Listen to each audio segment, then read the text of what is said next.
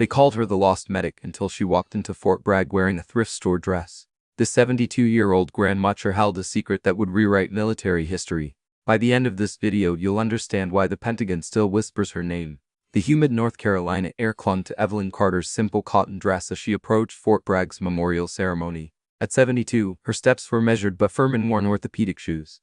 The dress, a thrift store find with faint floral prints, hung loosely on her frame. Its collar slightly frayed. She carried no purse, just a small canvas tote bearing the logo of a veterans hospital. Inside the hall, polished boots and metal-laden uniforms dominated the space. A young captain intercepted her near the registration table, his smile tight.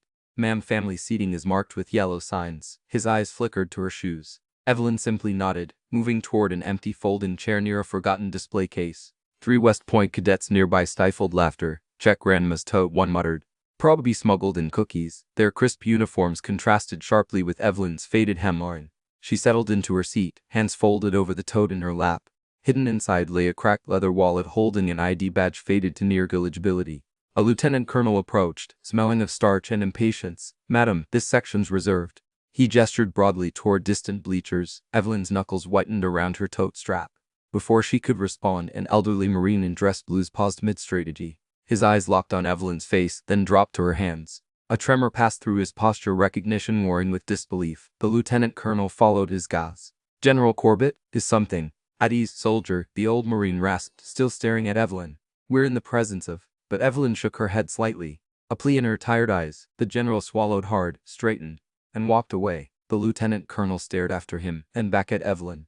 For the first time, he noticed what General Corbett had seen: the faint scar tracing her hairline, almost hidden by silver curls, the same scar from a 1972 field hospital photograph still displayed in the War College archives. During the Airmoney's intermission, Evelyn slipped outside to a deserted memorial garden.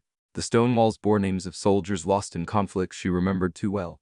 Footsteps approached, the same chuckling cadets. "Need help finding the bus stop?" "Ma'am," the tallest sneered. Evelyn turned slowly, sunlight catching the silver cross at her throat. From her tote, she withdrew a tarnished challenge coin, its surface pocked with age. The late cadet froze. "That's impossible." The coin bore the crest of the 1st Cavalry Division with a date stamped 1972. His grandfather had shown him an identical one, kept behind glass. "Only medics who served at Firebase and received these," he breathed. Evelyn placed the coin on a memorial bench beside a freshly carved name: F. Daniel J. Ellis. The cadet paled. Ellis was his great-uncle, killed in an ambush never fully documented. "We carried Danny out on a stretcher made from ponchos," Evelyn said quietly. He kept apologizing for slowing us down. The cadet's knees buckled. He gripped the bench. His friend stared, bewildered. "My granddad said a nurse saved Danny's last letter home." The cadet whispered, "Was that..." Before Evelyn could answer, a commotion erupted inside. General Corbett's voice boomed over the PA system. "We have an unverified disruption near the east entrance." Six KRHT personnel rushed past. One officer paused. "I'm Evelyn. You need to vacate the area, ma'am." The cadet stood abruptly, blocking his path. "Sir, this woman served at Firebase Ann." His voice cracked. "She knew my uncle." The officer frowned, reaching for his radio. But then General Corbett appeared, his metals gleaming. He extended a shaking hand toward Evelyn's coin. "May I?" As he examined it, his finger traced a nearly invisible engraving along the edge coordinates.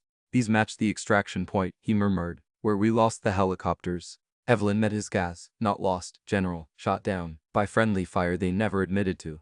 A nearby colonel gasped, dropping his program. The truth, like Evelyn's scar, had been hiding in plain sight for decades. General Corbett's hand trembled as he handed Evelyn's coin back. Without a word, he strode toward the main stage, brushing aside AIDS-like curtains. The Airmoney's scheduled speeches were forgotten as he seized the microphone. "Ladies and gentlemen, history walks among us today." His voice boomed across suddenly silent bleachers. A young colonel rushed forward. "Sir, the protocol." Corbett silenced him with a glare. He pointed toward Evelyn, still standing by the memorial bench. "That woman pulled 19 soldiers from a burning Medeva in 72 while taking enemy fire.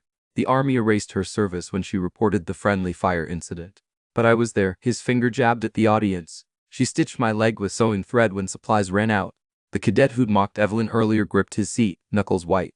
Evelyn shook her head, retreating toward the garden's exit. But Corbett continued. "They called her the ghost nurse because she moved through battlefields unseen. Tonight, the Pentagon will receive proof." He held up his phone, displaying a declassified report timestamped minutes earlier.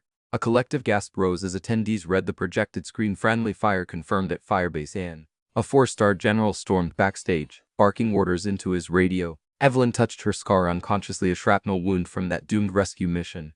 The cadet approached her, tears cutting through his earlier arrogance. "Ma'am, my grandfather, he carried your photo until he died." He pulled a creased snapshot from his wallet, a young Evelyn applying a tourniquet amid smoke, her hair singed. Before she could respond, two imps appeared. "Ma'am, we've been ordered to secure you." Their tone held new deference as they escorted her inside. The colonel who'd dismissed her earlier paled, frantically texting. High above, the whump of approaching helicopters shook the air. Pentagon investigators arriving decades too late. Evelyn's orthopedic shoes echoed through the suddenly silent hall, each step rewriting history. The base archivist, a bespectacled major named Riley, met Evelyn at the records vault. "They said you'd come," she murmured, eyeing Evelyn's thrift store dress. "The incident report you requested." She slid a file across the table, thin, deliberately incomplete. Evelyn opened it to find 3 censored pages. "This isn't what I asked for." Her voice held the steel of Trige tense past.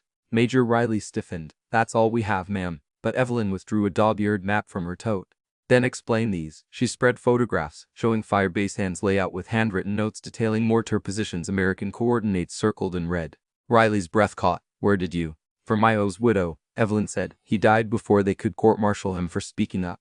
Outside, the Pentagon helicopters landed, rotors whipping the flagpole lines into frenzy. A young corporal rushed in. "Ma'am," he addressed Riley. "General Corbett ordered full archive access." His eyes darted to Evelyn, "and CNN is setting up outside." Riley hesitated, then keyed open a restricted drawer. Dust flew as she pulled a binder stamped "Classified Firebase Ann." Evelyn's weathered fingers turned pages filled with lies until there. She tapped a blurred photo showing artillery crews aiming westward. "Those are our boys shelling their own perimeter." Riley leaned closer. "My God," the timestamps matched the friendly fire report. Evelyn removed a folded letter from her bra, last testament of a dying artillery spotter. "Private Mullins gave me this before bleeding out. They called it enemy fire."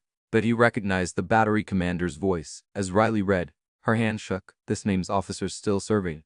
Footsteps echoed. The 4-star general entered, flanked by aides. "What's the meaning?" he froze, seeing Mullins' letter. Evelyn stood, orthopedic shoes firm on cold linoleum. "Your promotion ceremony, General. Wasn't that November 72? Color drained from his face. Outside, camera crews jostled near the gates, drawn by Corbett's revelation. History's veil was tearing thread by thread. 1 week later, Evelyn stood at Arlington beneath a marble stone freshly engraved for Evelyn Carter, Ghost Nurse of Firebase Ann. General Corbett pressed her original service medals into her palm, stripes tarnished but integrity restored.